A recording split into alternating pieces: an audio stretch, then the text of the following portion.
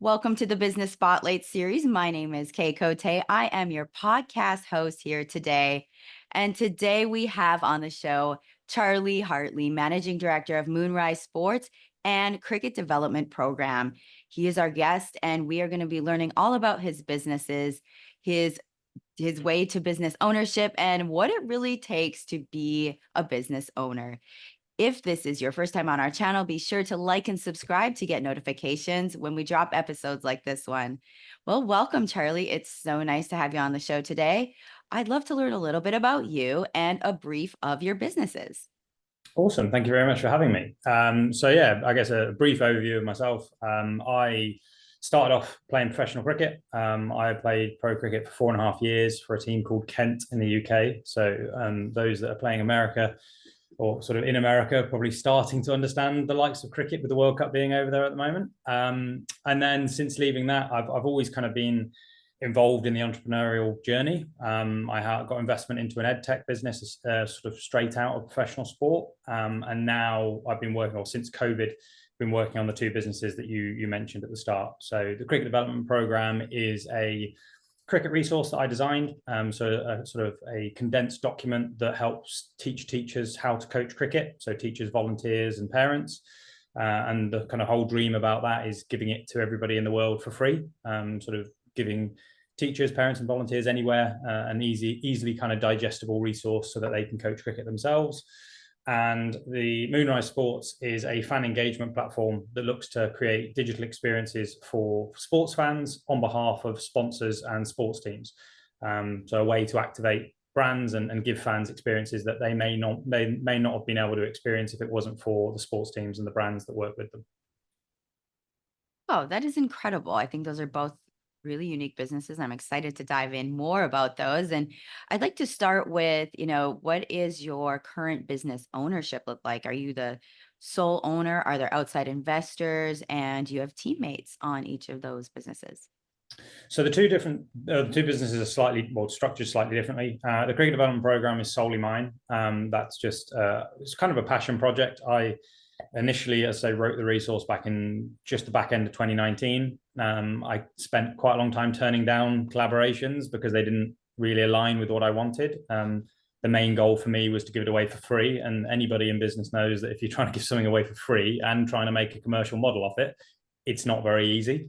So we spent a long time waiting for that. And I can't announce exactly who, but we've got some very big partners who have now allowed us to give this to every school anywhere in the world for free. So we're partnered with Mexico, Brazil, Malta, soon to be Romania, and the UK. We have 3 trusts that we're working with, over nearly 200 schools and nearly over 100,000 children. I think it will be going out to as well. So that's obviously mine as a passion project. And then Moonrise Sports started off as my own. Like any entrepreneur will realize, obviously get to a point where there's a capital imbalance and maybe you don't have the capital yourself to move forward with it. But B, sort of being in my mid-20s, I didn't have the experience and knowledge that I needed, just simply because I wasn't sort of old enough and haven't been there and haven't got enough grey hairs. So I built a team around me initially by giving out equity. And then from that, we went out and did an initial raise. So we got some private investors on that way. And we just on the sort of back end of that, we're looking to raise another 50,000 at the moment, to sort of finish off that raise at the moment, to fully launch that B2B fan engagement platform. Oh, that is incredible. It sounds really cool to hear like the inner workings of both of your businesses and how you found the structures that work for both of them. Now, on the sports one, the sports business, like how many team members do you currently have there? So we've actually sort of, and this is, I guess, part and parcel of being an entrepreneur, I guess. We've switched models. So we launched the initial platform in the start of this year. And what I learned over the sort of last 6 months is we had a B2C and a B2B model, which, and my initial thinking was that this would allow us to essentially cover both sides of the market. What I was naive to or didn't realize at the time is the sort of the stronghold that a lot of teams and agents have on the athletes themselves. So although we were getting good buy-in from the athletes wanting to engage with fans and wanting to give back, it was often there was a gatekeeper there that we couldn't really get out to the masses, and we couldn't let them know about those experiences unless we provided some form of benefit to the sports teams. So we've essentially flipped the model slightly, and just focused solely on the B2B model now, where we will be essentially selling to the clubs, and we will be providing them a platform to activate these fan engaging experiences for fans on behalf of brands themselves. So they'll be benefiting from the increased sponsorship, they'll be benefiting from the data gathering, and we will just be simply selling to them on a B2B partnership. Oh, wow. Well, that's really cool that you were able to pivot like that when faced that roadblock and were able to kind of like see something different and create something different. So I Mhm. would love to learn more about the clients that you serve. If I were to walk into a room, how would I know I would be a great client for you? Well, I think and initially the brilliant thing about sport is there isn't actually just one type of fan. If you think about golf, for example, and you look about the kind of the Arnold Palmers, or the sort of the greats of the greats, if it would have been my parents' generation, if they had the ability to talk to them, they would be interested in those sort of great players from back in the day. Whereas the younger generation, it might be the Bryson DeChambeau. So you've got kids that maybe 6, 7, 8 that would be loving to talk to and loving to learn from the new generation, but equally you've got the stories of the past. We've got sort of athletes on our platform that used to play international cricket, and there would be sort of parents out there that would love to reminisce about certain tournaments or certain World Cups or certain Ashes series, that they could kind of have that ability to tap into those stories. So I know it's slightly a cop out, but I think the beauty of sport is that actually the market is pretty much anybody that lives or breathes or is involved in sport. Oh, that is really cool. I can see that being a really fun aspect of it, just to have the variety of the different athletes that are involved. And, that kind of goes into, I'd love to learn about, like, do you have any competitors in this market and what does that look like for you? So initially, yes. So again, if we think about sort of our first model, the B2C and B2B model, we were often compared to the likes of Cameo, Memo, Thrills, those companies that offer shout outs, from sort of celebrities to fans. One of my big message really with elite sports professionals is that I think they have a lot more to offer than just, hey, happy birthday, your brother thinks you're an idiot, have a good day. And as much it is comical, it's fun, it's kind of gimmicky. I think those sorts of experiences are actually, they're better left for celebrities or influencers. I think the power that needs to be harnessed within professional sport is actually the stories and the knowledge that sits within the changing rooms. Mhm. This kind of really, for me, the reason, again, kind of one of the reasons I came up designing this business was I learned more when I was sat in changing rooms chatting to physios, S&Cs, players that had more experience than me, coaches that had more experiences than me. And it's passing on that knowledge and experience that I think has a huge ability to inspire people, even people that didn't want to play professional sport. There's takings from pro sport that can be transferable into sort of all different walks of life. Oh, yes, definitely the storytelling it sounds like that's a key component to your business. Mhm. Um, and like, what is something you wish people knew about your business that they probably don't? Oh, good question. Are we still talking about the about Moonrise Sports or about the cricket development program? Let's do both of them. Um, what would I think now that we've changed model, we sit outside of the fan base. So I think the main thing that, or the main message I'm portraying, and I've done a bit of research on this recently, in that I went to major sporting events and I was interviewing fans that have been fans of their favorite team for, some of them sort of since the 1950s. We were speaking to fans that have been fans for years.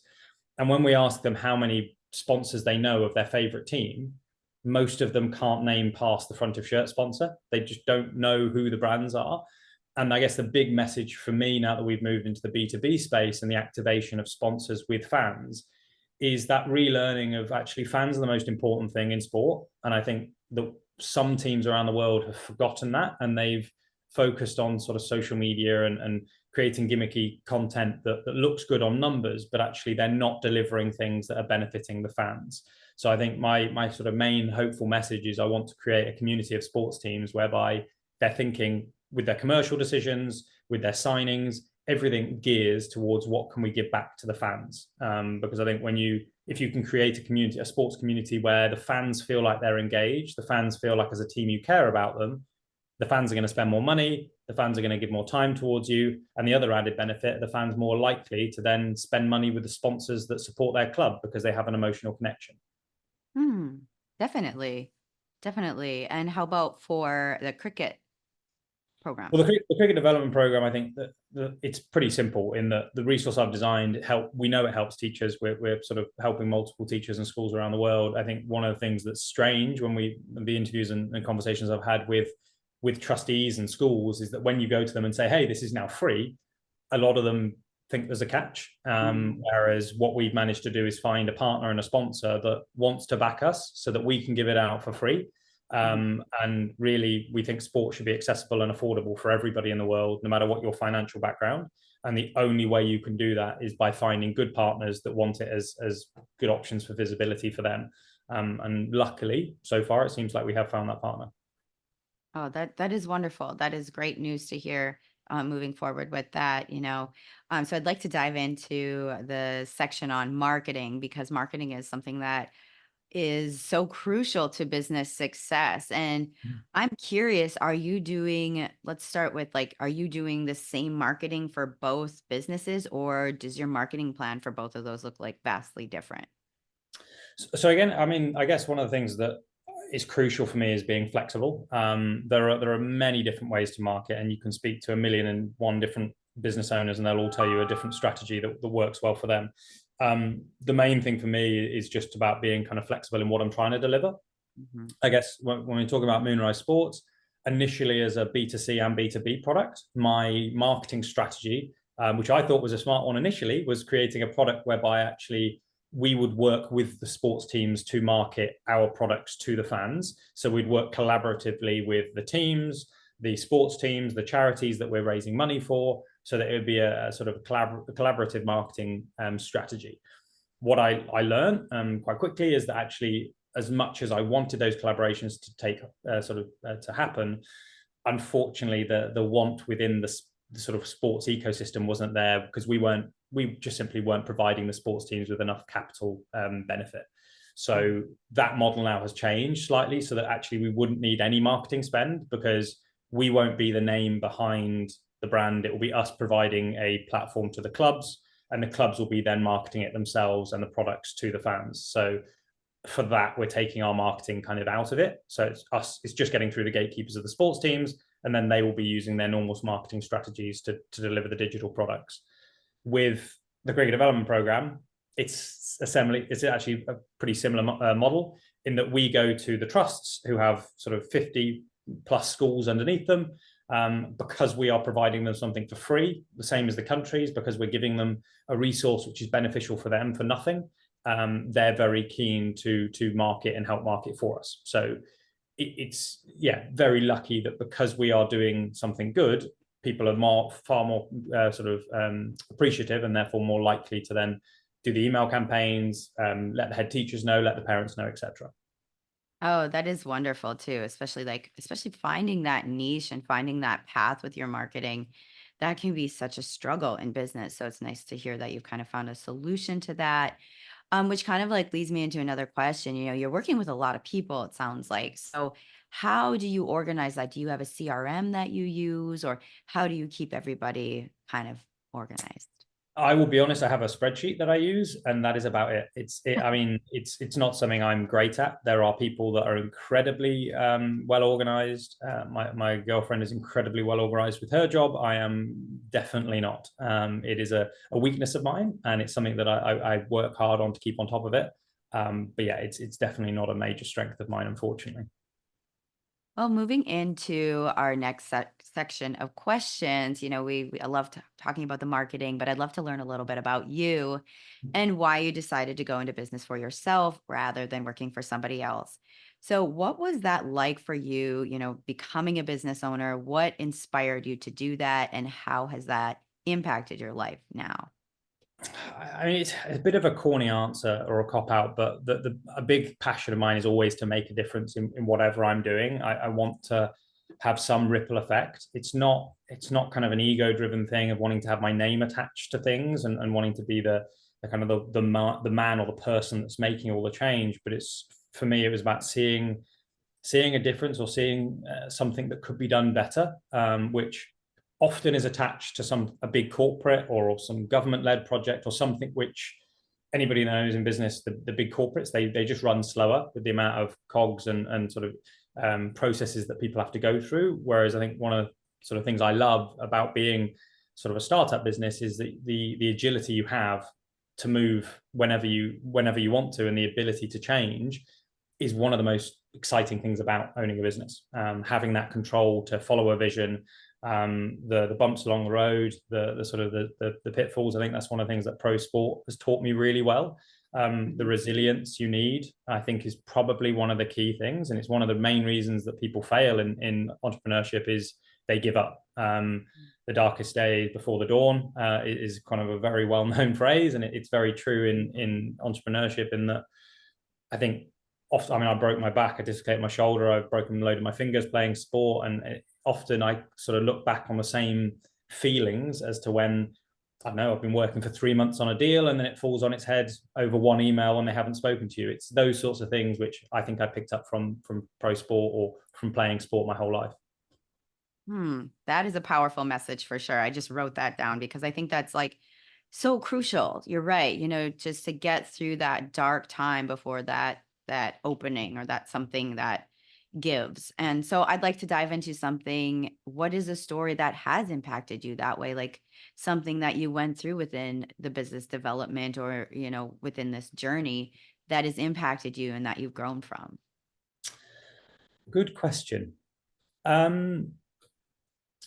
If I was to take, I mean, I think the biggest learning I've had is the cricket development program in terms of reward, because that's something, as I say, I wrote back into 2019, and I refused to waver from my models in terms of collaborating with people that just wanted money up front and didn't have the same vision of me. And it's taken a long time. I mean, I've sat on something which cost me thousands of pounds to make, because I didn't want to just kind of turn it into a commercial cog. And I think that's something which now, after those nearly 3.5 years of working on it, I've hopefully found a partner that works well for me, and I can see a commercial value in it. And I think that's really a good sort of lesson for me to look back on and actually believe myself in what I want to do, and believe with my morals and believe with my vision, because I think it's very easy when people start seeing the power of it, they want to get a piece of it. And actually that's a lesson I've taken into Moonrise, and that I don't just collaborate or sort of jump into bed, excuse the pun, with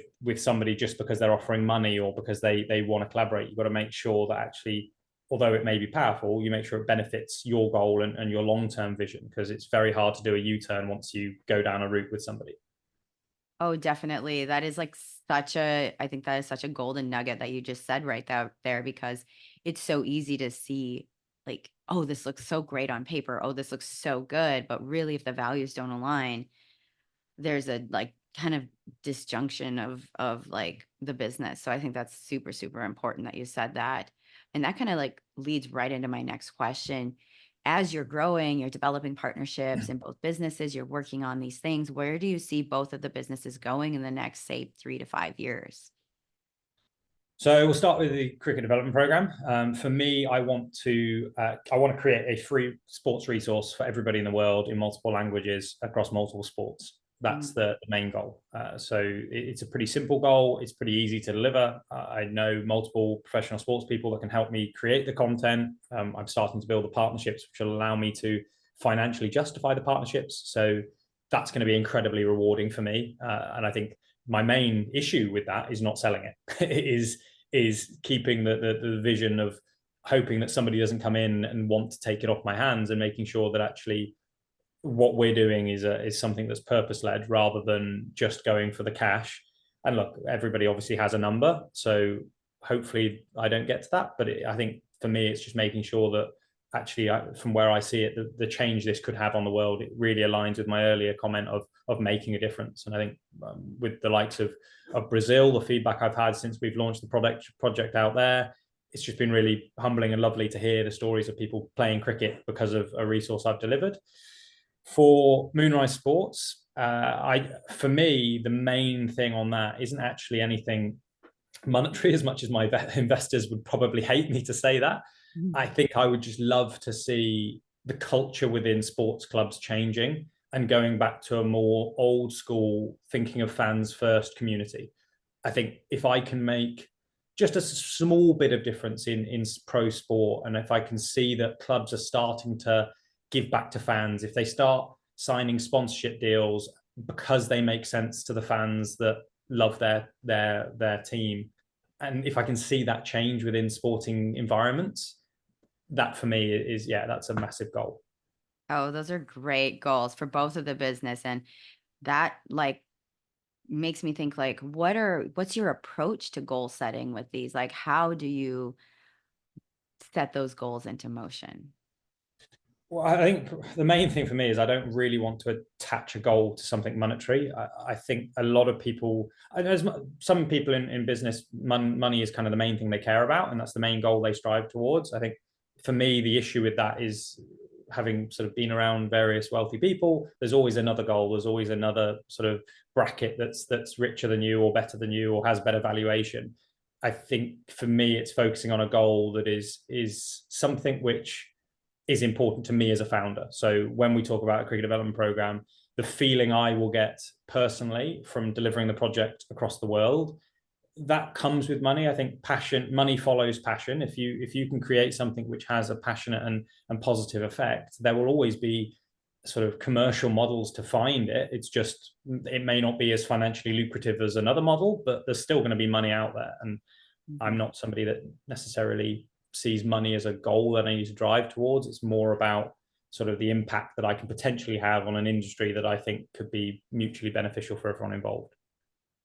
Oh, definitely inspiring. I absolutely love what you've said there. And this conversation has been incredible. It's fun hearing your journey with both of your businesses that you're working on. And now I'd like to dive into a little section we call our rapid fire section. And these are a few questions that we ask to like get answers that are very top of mind, like first thing that you think of. So are you ready for some rapid fire? We can try. I can't promise that it'll be rapid answers, but we'll try. That is totally okay. So the first question is what is a key to success for you? Resilience. Mm. Pretty And simple. Yeah, I think if you want me to elaborate on it, yeah, yeah, resilient. I think there's a lot of people out there that sort of go through that journey of trying to start something up, or trying to pursue something. And I have quite a few people reach out to me on my socials, sort of asking for advice. And it's very, very easy to start a business. Anybody can start a website up. Anybody can create a bank account. Anybody can start a few videos online. Mhm. But I think probably the hardest thing about owning your own business or going down that route is resilience. And that's something which can be taught, but also I think some people just have it within them. That is true. What is one piece of advice you have for other business owners? Collaborate. Mm, I think a lot of people out there are scared to collaborate because they feel like they're kind of losing a bit of the pie, or they mhm, feel like someone might take their ideas. I think I mean, I've just sort of started working very closely with a woman called Cheryl Rogers, who is Fairbreak Global CEO. She's an incredible woman, and we sort of, our visions aligned, and there just feels no worry for me on collaborating on almost every project that we discuss. Because I think when you open up and you give people that opportunity to collaborate, and you try and help them and then they try and help you, I think you'd be amazed about how far you can both go together rather than trying to do the journey yourself. definitely love that. What is one piece of content? It could be a book, a podcast, anything that you've taken in most recently. The book I have liked reading is from Simon Sinek, about sort of your why, and it's a big Mm, sort of a big thing that I focus on. And it's a big selling point that we sort of push forward to sports teams is why do sports fans love your club? Have you given them a reason to support you? Have you given a reason to spend money with your club? Do you give them a reason to support your sponsors? And I think the big thing is why. If you can focus on why you do something, or why you may be able to deliver something, I think that's, for me, is a big focus point that I kind of always come back to, is try and make that why as clear as possible. Most definitely. And our final question is, if you could rapidly improve overnight one aspect of your business, what would it be? That is a very good question. If I could rapidly, well, I guess being a startup, finance, if you had unlimited funds, it'd be wonderful. But that's slightly a cop out. That's the reason I didn't answer that so quickly. But yeah, we'll go with that as a rapid one. But I think probably anybody that is involved in a startup business and hears money as the rapid thing to improve, obviously, I think it's a cop out. So apologies for anyone listening.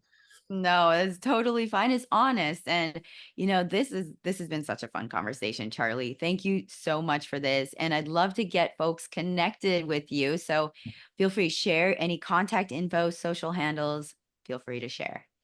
Bro, so yeah, on LinkedIn, it's Charlie Hartley. I'm sure you'll be able to sort of find me, the Moonrise CEO, and on social media, on TikTok, Instagram, it's the Moonrise CEO or Moonrise Sports on all those platforms too. Wonderful. Well, our final question for today, Charlie, is what is most inspiring to you today?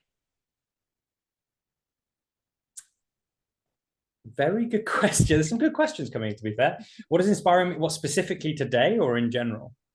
In however you want to take the question. Any Um, I get it is slightly a cop out, but it comes back to my earlier comment on collaboration. I think I get inspired when I meet people that have similar journeys to me and that I can talk to, that I can tell that our visions align. I think probably my darkest times as a founder is when I try and do everything myself and I lock myself in a room and I focus so heavily on what I'm doing. It can be a very, very lonely place. So I think sort of for me, when you reach out and collaborate with others, that's something which is pretty inspiring for me. Definitely agree with you there. Well, thank you so much, Charlie. This has been an incredible conversation. It's been a Well, joy to have you on the show. thank you very much.